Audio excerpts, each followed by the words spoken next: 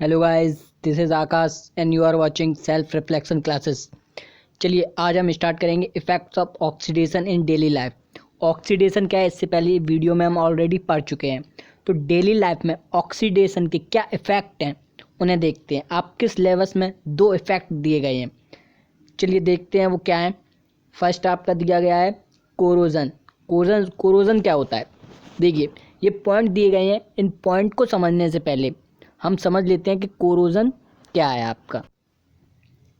देखिए समझते हैं कोरोजन।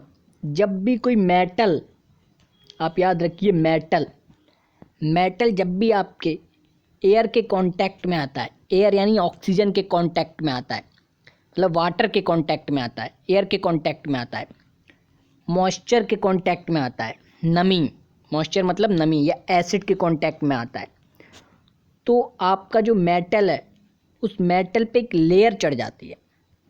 वो लेयर ऑक्साइड की हो सकती है, हाइड्रेटेड ऑक्साइड की हो सकती है। लेयर किसकी हो सकती है, ऑक्साइड की भी हो सकती है, M2 यानी ऑक्साइड की एक लेयर चढ़ गई। उसके बाद जो ये मेटल है, ये मेटल वीक हो जाता है, वीक मेटल बन जाता है। पहले जैसा मेटल नहीं रहा ये, इस पर ऑक्साइड की लेयर चढ़ गई है तो ये वीक मेटल बन गया है। तो जिस प्रोसेस के थ्रू ये वीक मेटल बना है उस प्रोसेस को हम क्या बोल रहे हैं, कोरोजन। यानी जो ये हुआ है उसी को हम बोल रहे हैं कोरोजन। और जो मतलब कि मेटल बना हुआ है जिस पर ऑक्साइड की मतलब जो लेयर है चढ़ चुकी है, अब उस मेटल को हम क्या बोल रहे हैं, कोरोडेट।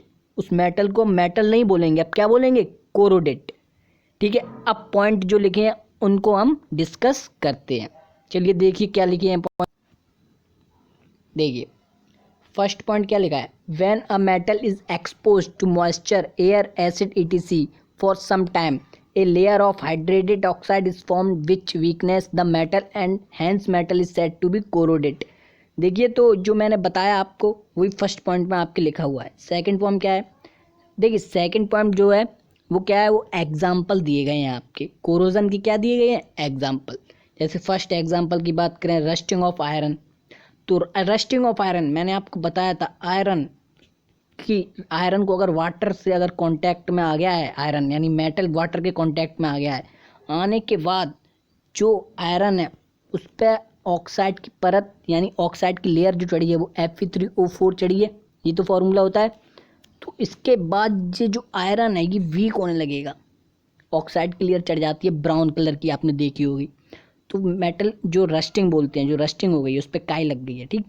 तो वो इसी कोरोजन का एग्जाम्पल है। देन सेकंड एग्जाम्पल क्या है उसे देख लेते हैं। सेकंड एग्जाम्पल है आपका ब्लैक कोटिंग ऑन सिल्वर।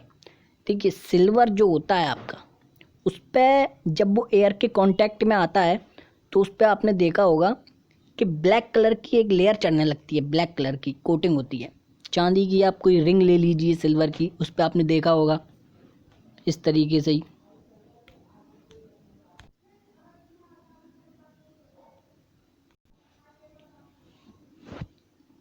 और थर्ड एग्जांपल है green coating on copper. Copper जो होता है उस पर ग्रीन कलर की कोटिंग हो जाती है, ठीक। कॉपर को आप एयर के कांटेक्ट में लाइए या पानी के कांटेक्ट या वाटर के कांटेक्ट में लाएंगे तो उस पर ग्रीन की लेयर चढ़ जाएगी, ग्रीन कलर की, ठीक। तो ये आपके कोरोजन के एग्जाम्पल थे। नेक्स्ट पॉइंट क्या लिखा है, corrosion can be prevented by galvanization, electroplating और बाय पुटिंग पैंट्स। देखिए कोरोजन से भी हम प्रिवेंट किया जा सकता है, कोरोजन से बचाया जा सकता है मेटल को किसी भी।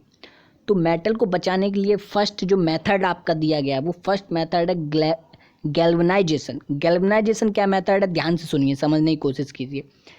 गैल्वनाइजेशन है किसी मेटल पर अदर मेटल की क्या चढ़ा दें हम, लेयर, जिससे उस मेटल को एयर के कांटेक्ट में आने से बचाया जाए या वाटर के कांटेक्ट में आने से बचाया जा सके, प्रिवेंट किया जा सके। तो यही गैल्वनाइजेशन है।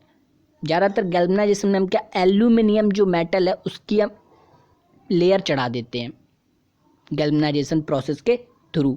आयरन पर ज़्यादातर चढ़ाई जाती है जिससे आयरन का रस्टिंग होने से बचाया जा सके। सेकंड मेथड आपका दिया है इलेक्ट्रोप्लेटिंग, ठीक है। और थर्ड मेथड है पुटिंग पैंट्स।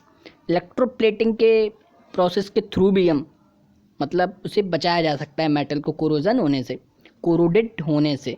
तो पेंट्स कर देते हैं हम, देखा होगा पेंट कर दो, एयर जो मतलब आपका आयरन होता है उस पर हम पेंट कर देते हैं जिससे कि वो एयर या वाटर के कांटेक्ट में नहीं आ पाता, जिससे उसका कोरोजन मतलब उसके कोरोडेड होने से बचाया जा सकता है। चलिए नेक्स्ट आपका क्या दिया है, जो ऑक्सीडेशन से इफेक्ट होता है रेसिडिटी, कोरोजन हो गया, सेकंड दिया आपका रेसिडिटी, उसे देख लेते हैं वो क्या है। देखिए आप लोग समझिए, the oxidation of fats and oils when exposed to air is known as rancidity. It leads to bad smell and bad taste of food. देखिए सिंपल है बहुत।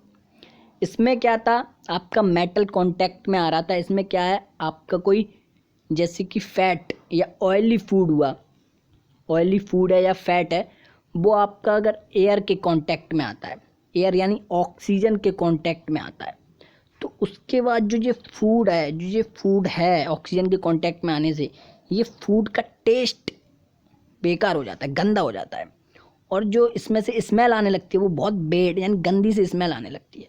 आपने देखा होगा जैसे आप कुरकुरे, अंकल चिप्स, इनमें जो पैकेट्स होते हैं, इन पैकेट्स में अगर कहीं भी आपका मतलब होल हो जाता है तो एयर कांटेक्ट यानी ऑक्सीजन उसके अंदर चली गई, यानी एयर के कांटेक्ट में आ गया, तो आपने देखा होगा कि उसके बाद वो जो चिप्स होते हैं उनमें गंदी सी स्मेल आने लगती है, यानी हम कह सकते हैं वो सीड़ गए हैं एक तरीके से, कहते हैं मतलब अपनी देसी लैंग्वेज में, तो वो इसी वजह से सीड़े हैं, वो रेंसिडिटी बोलते हैं उसे।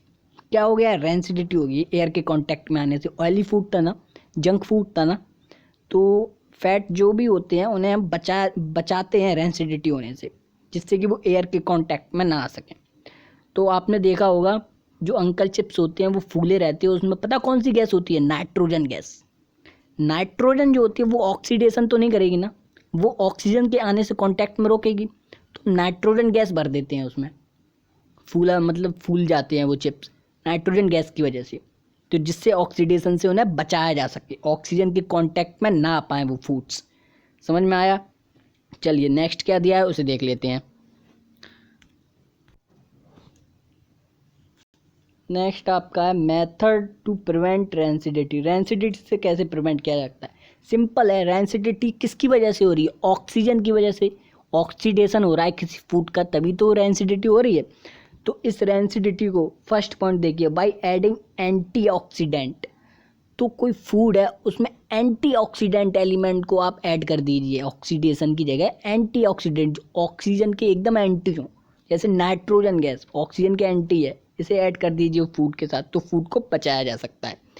Keeping food in air tight container, जो भी फूड है उन्हें एक ऐसे कंटेनर में रखिए जहाँ एयर आए ना, बहुत टाइट कंटेनर में रखिए, ऐसे टाइट कंटेनर में उसके आसपास भी एयर ना हो, इससे हम बचाया जा सकता है किसी भी फूड को, ठीक है, ऑक्सीजन ना हो, ऐसे टाइट कंटेनर में उस फूड को आप सुरक्षित रख सकते हैं, ठीक है, प्रिवेंट किया जा सकता है। नेक्स्ट क्या मेथड है उसे देख लेते हैं। आपका नेक्स्ट दिया गया है, थर्ड है रिप्लेसिंग एयर बाय नाइट्रोजन, जो मैं ऑलरेडी आपको समझा चुका हूँ, अंकल चिप्स के एग्जाम्पल, बहुत अच्छा एग्जाम्पल है, डेली लाइफ का एग्जाम्पल है। फोर्थ है रेफ्रिजरेशन, यानी फ्रिज में रख कर हम बचा सकते हैं किसी भी फूड को रेंसिडिटी होने से, ठीक है, ताज़ा रख सकते हैं, फ्रेश रख सकते हैं उसे। तो आई होप आपको समझ में आया होगा, इससे रिलेटेड क्वेश्चन लगाइए, ठीक है। तो चैप्टर फिनिश हो चुका है आपका, जो भी डाउट वो आप मुझसे पूछ सकते हैं। चलिए मिलते हैं फिर नेक्स्ट वीडियो में, अपना ख्याल रखिए, अपनी फैमिली का रखिए और आसपास के लोगों का ख्याल रखिए।